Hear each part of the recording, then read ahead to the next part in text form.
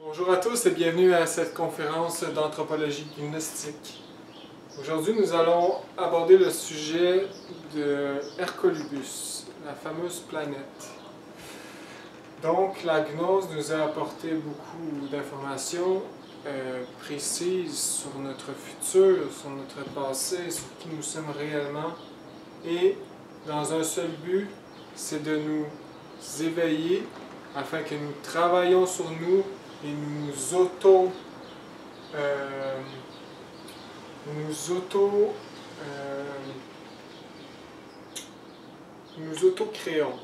Donc, parce que c'est pas toute cette belle information, si on la garde en mémoire et on continue à vivre comme on vit, eh bien, elle va n'avoir servi à rien.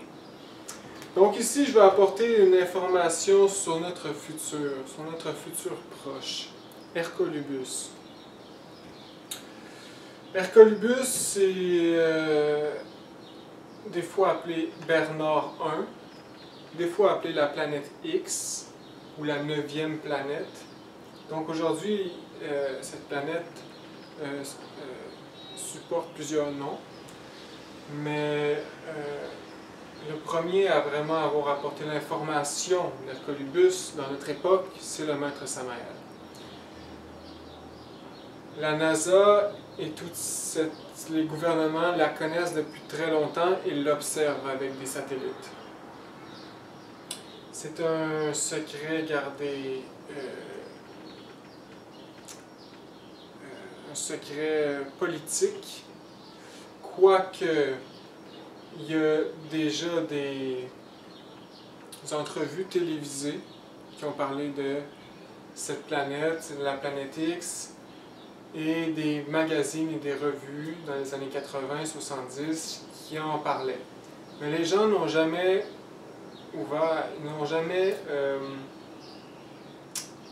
ne se sont jamais vraiment posé la question parce qu'ils n'ont jamais senti le danger. Et le maître Samael a réellement apporté la vérité qui nous attend. Donc la planète Hercolubus est une planète énorme. On dit 8 fois plus gros que Jupiter.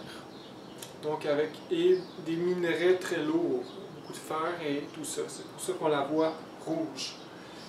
Et donc un puissant magnétisme. Et cette planète tourne en orbite sur le système voisin, le système solaire voisin de notre système. Et son orbite est très grand. Et son orbite, à l'ère du Verseau, passe toujours dans notre système solaire. Donc, nous sommes dans l'ère du Verseau.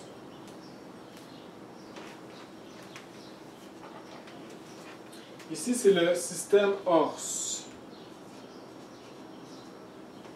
Le système Ors, c'est le nom de notre système solaire. Et on peut dire qu'il y a 24 pointes de tarte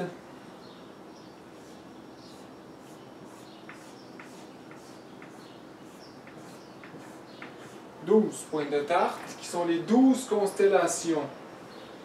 Et notre système solaire, le Soleil est au centre, et toutes les planètes tournent autour dans les 12 constellations. Donc, dans les 12 mois de l'année. Mais ici, notre système solaire tourne lui aussi autour d'un autre système avec un Soleil qui a mathématiquement le poids exact pour qu'il tienne en orbite 7 systèmes solaires. Donc 1, 2, 3, 4, 5, 6, 7. Et tous ces systèmes solaires tournent autour de ce Soleil.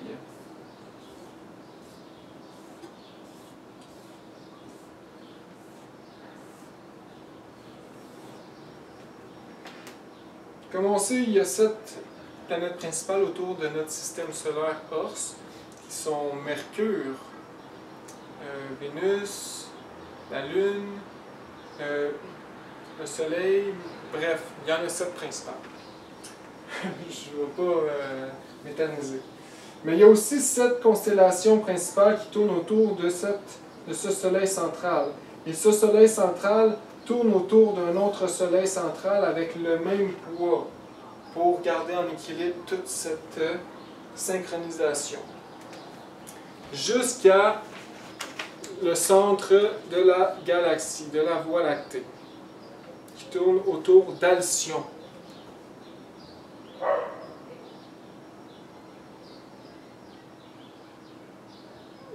Pas d'Alcyon, qui tourne autour de Sirius. Sirius qui est la planète centrale de la Voie lactée. Maître Samael, il parle de Sirius à la fin de son livre Éducation fondamentale, à la fin dans le livre Rosigny. Bref, il en parle de Sirius. C'est toujours intéressant. Mais, on va continuer avec ça ici. Donc, chaque système solaire a 7 planètes principales. Chaque système a 7, 7, 7. Le 7 revient partout. C'est l'organisation. Donc ici, ce système solaire voisin est Tylos. Du nom de Tylos. Et il y a 7 planètes qui tournent autour.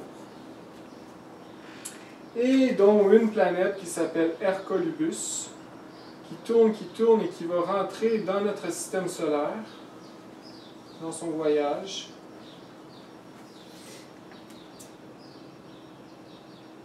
Et quand que ces deux systèmes solaires ici se rapprochent un de l'autre, c'est dans la constellation du Verseau.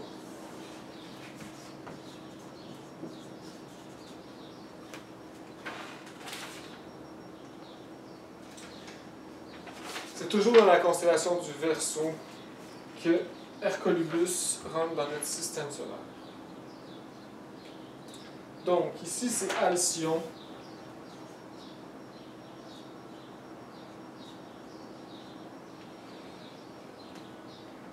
Alors, Tylos, Alcyon. On donne tous les noms aussi, c'est intéressant. Je vais vous montrer brièvement pour que vous ayez une idée de ce parchemin. Donc, ok.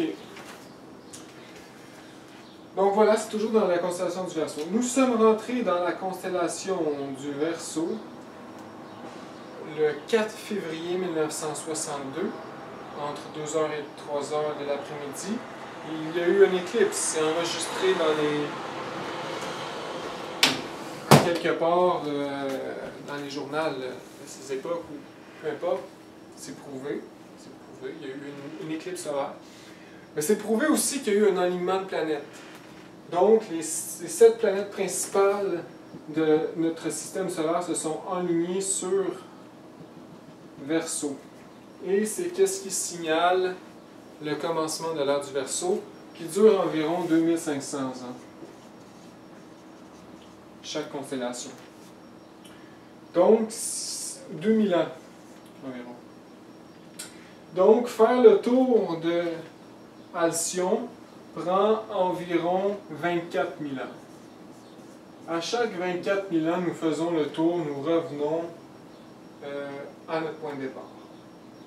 Donc, on peut dire qu'il y a environ 24 000 ans, Hercolubus a passé dans notre système solaire. Et donc, qu'est-ce que signifie ce passage? Donc, ce passage signifie beaucoup et a été prophétisé beaucoup et longtemps par plusieurs grands illuminés. On peut penser au docteur Nostradamus, à la Bible de Saint Jean, l'Apocalypse de Saint Jean, plusieurs voyants et voyantes du Moyen Âge, de l'Antiquité. Et voilà, des sages du Tibet, etc. Beaucoup d'informations sur cette planète qui passe près. Donc, on va expliquer maintenant qu'est-ce qui va se passer. Donc, la planète En ce moment, est sur son chemin et se rapproche de la Terre et de toutes ces planètes. Donc, cette grosse planète qui est du nom de Hercolubus, ici c'est Tylos. Donc, Hercolubus, son voyage ici, la planète Hercolubus. Ici c'est Ors, notre système solaire, notre soleil. Et on va mettre la Terre ici, tiens. La petite Terre. Ici, dans une autre orbite, il y a par exemple Jupiter. C'est gros, ça. Mais la Terre, on va la faire plus petite. Il y a Jupiter ici. Et par exemple, et Uranus, que je vois sur ce papier. Donc ça, ici, c'est le maître Samael qui a rapporté cette information.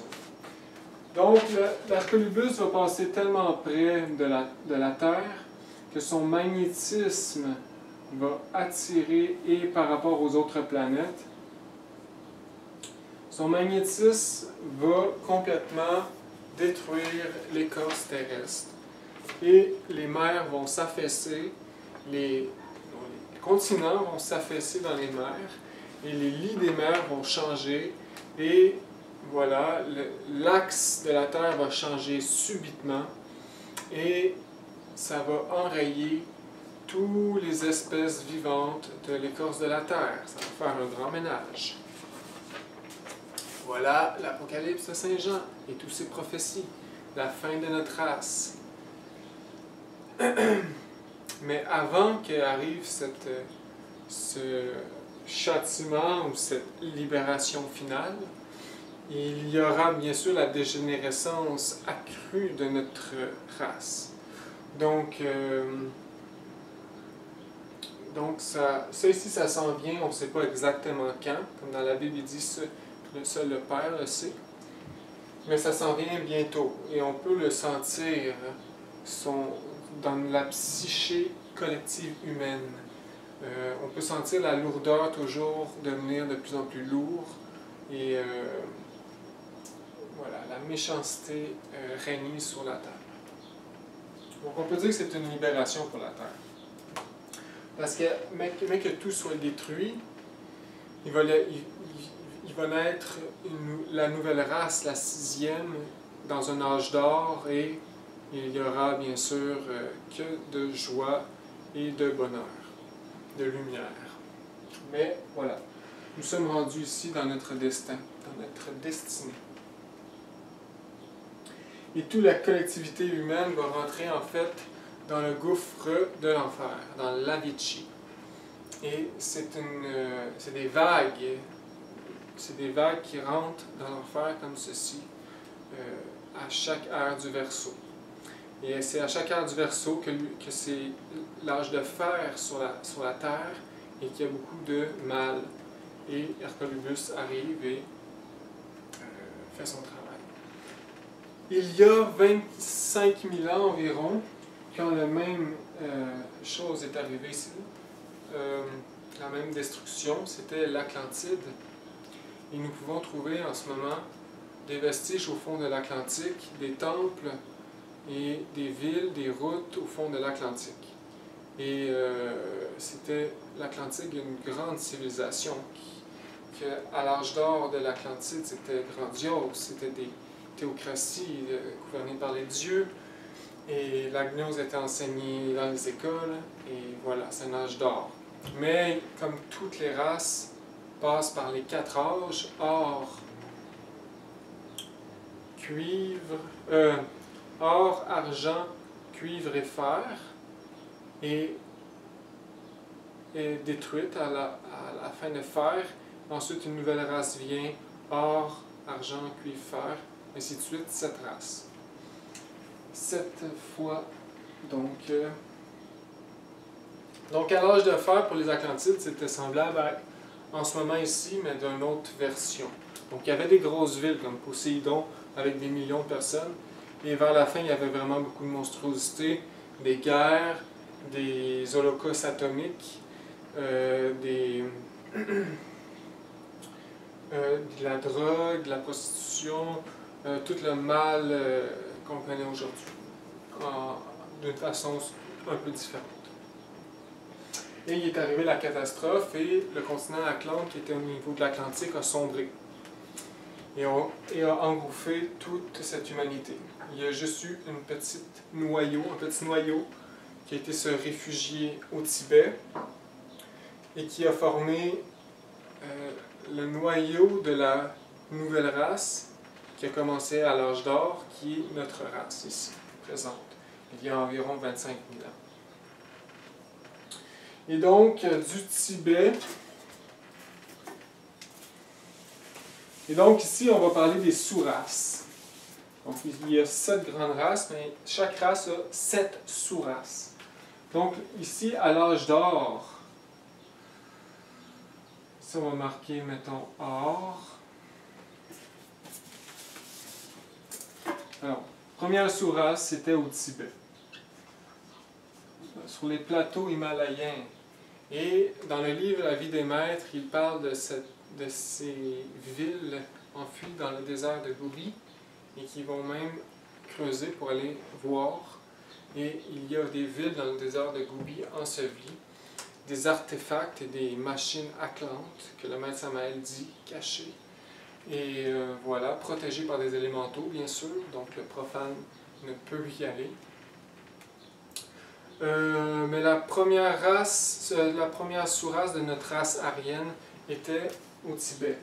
Ensuite, des peuples ont migré vers l'Inde, et c'était la deuxième sous-race de notre race, où l'Inde où a fleuri les rishis et les grandes puissances de l'Inde. Ensuite, les peuples ont migré vers la Perse, la Mésopotamie et l'Égypte. Et les races ont, la troisième sous-race est née dans ces places. Et chaque sous-race apporte toujours des effets différents et des gènes différents à l'homme. Donc, améliore en fait. Et souvent, les sous-races, les peuples se mélangent avec les aborigènes et les races dégénérées un peu. Donc, ça renforcit toujours le gène. 4, c'était la Grèce et Rome. 5, comme on sait, Rome, le maître Samael qui était dans une incarnation passée, Jules César, Rome a fait une grande guerre et a unifié l'Europe. Donc 5, c'est avec les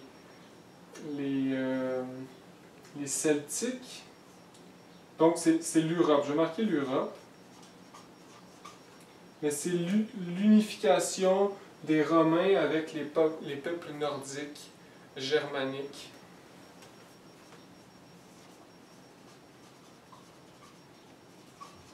Ensuite, 6, l'Europe, les peuples germaniques, etc., tout ce grand mélange a été colonisé l'Amérique.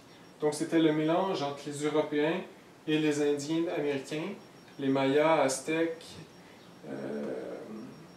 Nahuac, etc. Donc, les Américains.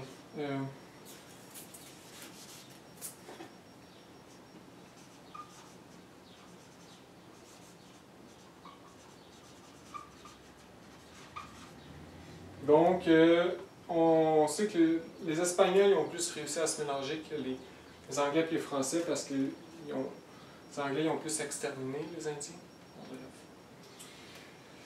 Mais, donc la 6e sous-race, c'est en Amérique. Et la 7e sous-race, c'est en ce moment, ici, maintenant, nous sommes rendus à la fin, et c'est les États-Unis, le maître Samael dit.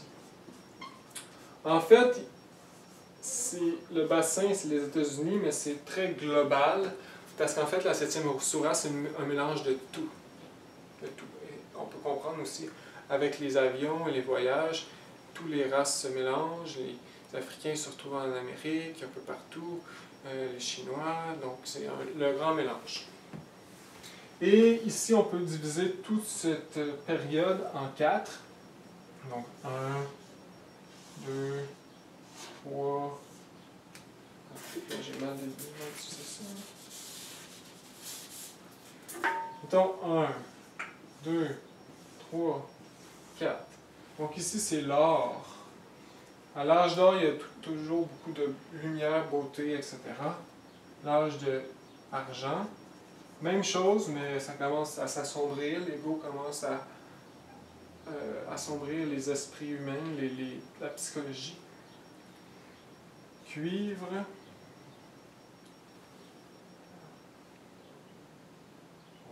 Cuivre. Ça s'assombrit encore. Et fer. Nous sommes rendus à fer, mais à la fin de fer. Donc, ça ne peut pas être plus lourd qu'aujourd'hui. Donc, ceux qui pensent que oh, l'âge d'or s'en vient, on est en train d'évoluer, oh, ça va bien aujourd'hui, nanana, on a plein de belles technologies, ah, c'est beau la vie. Non, c'est une grosse illusion, ça, là. Ah, c'est facile de vivre, on peut acheter ci, acheter ça, puis on vit avec rien. Non, c'est une illusion. On n'a jamais été aussi mal, en fait. Puis la fin, Hercolubus vient nous délivrer, tout simplement. On n'a jamais été aussi mal, puis ça va toujours aller de plus en plus mal jusqu'à la fin. Et malheureusement, il va y avoir une troisième guerre mondiale. Et c'est inévitable. Passe, bien sûr, il y a un miracle, mais... Donc ici, j'ai un petit texte qui explique le maître Samael, qui a une expérience dans le plan causal et qui nous partage cette expérience. Donc, je lis. OK. Donc, le maître Samael dans le plan causal. J'ai contemplé dans le monde causal avec une stupeur mystique la grande catastrophe qui approche.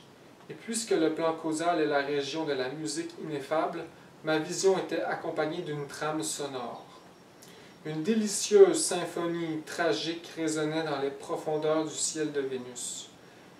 Cette partition étonnait, dans l'ensemble, par sa grandeur et sa majesté, par son inspiration et la beauté de son architecture, par la pureté de ses lignes mélodiques et par les coloris et les nuances de la savante et artistique illustration. À la fin douce et sévère, grandiose et terrifiante, dramatique et lugubre. On peut imaginer ici une symphonie de Beethoven, par exemple. Les motifs mélodiques répétés que l'on entendait dans le monde causal ponctuaient la présentation des diverses circonstances prophétisées, avaient une grande force expressive et se trouvaient liés intimement aux grands événements qui s'en viennent. À travers les multiples situations hystériques qui devront le précéder inéluctablement. Il y a dans la partition de ce grand opéra cosmique des fragments symphoniques se rapportant à la Troisième Guerre mondiale, des sonorités délicieuses et funestes accompagnées la vision d'événements horrifiantes. Bombes atomiques, radioactivité épouvantable partout sur la Terre, famine, maladies inconnues à ce jour, destruction des grandes métropoles, révolutions qui mettront les pays à feu et à sang, dictature épouvantable, génocide, athéisme généralisé, matérialisme excessif, cruauté sans limite, camps de concentration, haine mortelle, multiplication des frontières, persécution religieuse, martyrs, mystique, hideux bolchevisme, exécrable anarchisme, intellectualisme dépourvu de toute spiritualité, perte totale de la pudeur corporelle, drogue, alcoolisme, prostitution générale de la femme, exploitation infâme, technique raffinée de la torture, etc. Entremêlés avec un art unique, on pouvait entendre des thèmes à faire frissonner en relation avec la destruction des puissantes métropoles de ce monde, Paris, Londres, Rome, New York, Moscou.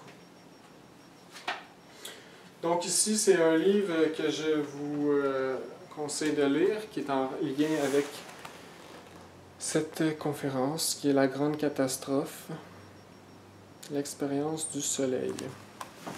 Donc ici, le maître Samael qui expérimente dans le monde causal par une symphonie, notre futur. Et voilà, donc donc ici c'est la race aryenne, nous sommes rendus à la fin, et la prochaine race ici, ça va être revenir à l'or ici, donc or, et ça va être la race Coradi qu'on dit, et on ne sait pas exactement où. Mais il va y avoir des continents qui vont remonter à la surface, et voilà, la nouvelle race va fleurir sur la Terre. Les nouvelles âmes vont être... Les nouveaux corps humains vont être distribués à des âmes attend ce moment. Donc la roue du Samsara, ici, ça rentre en lien. J'ai fait une vidéo sur la roue du Samsara. Donc si vous voulez juste savoir c'est quoi. Donc c'est le voyage de l'âme. Alors voilà, je voulais lire un autre truc ici. Oui. Donc, Hercolubus, il y a beaucoup de choses qui se disent sur Internet et tout ça.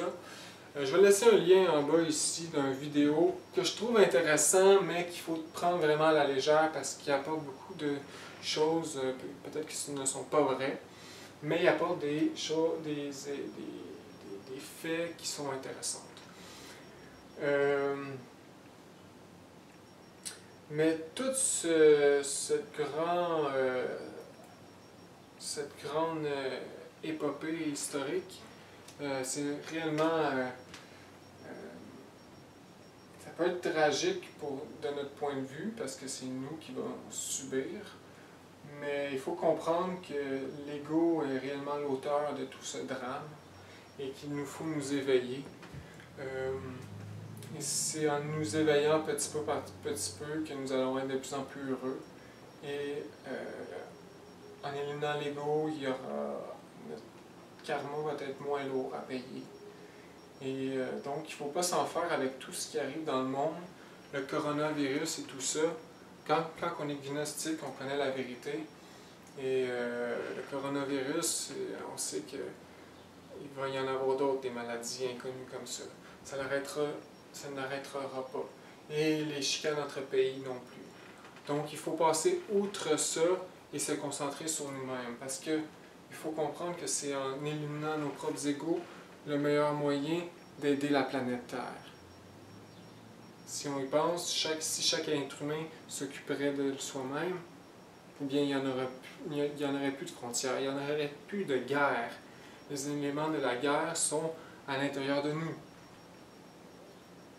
C'est les égos, c'est les éléments indésirables de haine que nous portons à l'intérieur de nous, de colère, de luxure, etc., qui créent toute cette souffrance. Et il faut arrêter de pointer du doigt extérieur à nous, les autres. C'est nous le problème. Et si nous voulons aider la planète, aidons-nous-mêmes, et en même temps, nous allons aider les autres. Et la gnose, le troisième facteur pour la révolution de la conscience, c'est le sacrifice pour l'humanité. Donc, on n'aura pas le choix d'aider l'humanité aussi. Bref. Dans la Grande Rébellion, il y a un texte vraiment beau. Ça parle de l'antéchrist. En fait, c'est quoi l'antéchrist? L'antéchrist, c'est réellement toute la collectivité égoïque de tous les êtres humains. Et nous sommes construits sur cette construction égoïque, donc nous sommes programmés comme des robots complètement inconscients. Et l'antéchrist. Donc je vais lire une petite partie.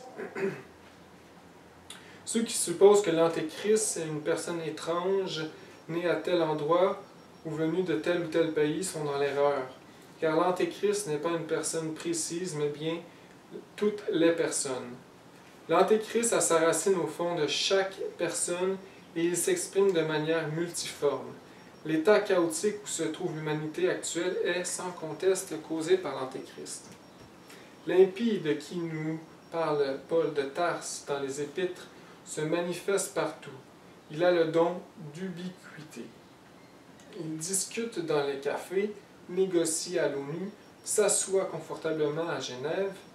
Il expérimente dans les laboratoires, il invente des bombes atomiques, des fusées téléguidées, des gaz asphyxiants, des armes bactériologiques, etc. Tout le monde se prosterne devant l'Antéchrist, c'est-à-dire devant celui qui a inventé les avions supersoniques, les rutilantes automobiles, les médecines surprenantes, etc. Ainsi, qui ose aujourd'hui se prononcer contre ces miracles et prodiges du Fils de perdition, s'expose au sarcasme de ses semblables, au qualificatif de stupide et d'ignorant. L'Antéchrist a élaboré le programme avec lequel on programme les robots humanoïdes de cette époque décadente. Comprendre ce que je suis en train d'expliquer s'avère très difficile parce que cela se situe en dehors du programme. Pour le robot humanoïde doté du programme semble une hérésie. Pour le robot humanoïde, douter du programme semble une hérésie, car son existence même est fondée sur le programme. La science pure de l'être, la gnose, différente de toute cette pourriture des théories universitaires, est une chose inadmissible pour les robots de l'Antéchrist. Malheureusement, l'heure de la grande apostasie annoncée par les prophètes est arrivée. L'heure de la grande apostasie. Aujourd'hui, aucun être humain n'oserait se prononcer contre l'Antéchrist. Chapitre 9 de la Grande Rébellion. Donc, tout le monde croit que tout va bien, que tout va toujours aller comme ça va, comme en ce moment. Mais c'est faux. Tout le monde croit qu'on vient du singe et que ça fait environ 60-40 ans qu'on a commencé à évoluer puis qu'avant ça, on était des barbares. Tout le monde croit qu'après la Rome, ce n'était que des barbares et des hommes des cavernes. Tout le monde croit qu'on est on est dans un âge d'or avec toutes nos fusées et nos belles découvertes scientifiques. Eh bien, c'est une grande illusion construite par l'Antéchrist. Parce que quand on y pense, juste en Atlantide, il y avait des technologies qui nous dépassent de loin. Comme le maître dit, nous n'arrivons même pas à la cheville de ce qu'eux autres étaient capables de faire. En Atlantide, il y avait des autos qui volaient, allaient dans l'eau. Il y avait des machines télépathiques, des petites machines qui rentrent dans la paume de la main qui peuvent lever des milliers de tonnes. Il y avait des connaissances qui nous dépassent. Et aujourd'hui, grâce à l'Antéchrist, nous pensons les meilleurs. C'est une grande illusion. Et quand on voit ça, nous pensons les meilleurs, mais aussi individuellement, nous nous pensons toujours très bien. Nous pensons tout le temps aimables et gentils. Mais c'est une illusion encore là. Nous devons creuser dans notre psychologie, dans notre psychisme, et nous autodécouvrir. Et nous allons voir que nous ne sommes pas si aimables et gentils que ça. Car nous avons l'ego. Donc, voilà, Hercolubus s'en vient et les gouvernements le savent et le gardent secret. Mais ça va se savoir un jour parce qu'on va le voir dans le ciel. Puis ça va être quelque chose à vivre, tous ces drames. Mais voilà, il nous faut profiter de ces événements pour nous autodécouvrir et nous libérer psychologiquement des chaînes de l'Antéchrist. Alors, j'ai fini cette conférence.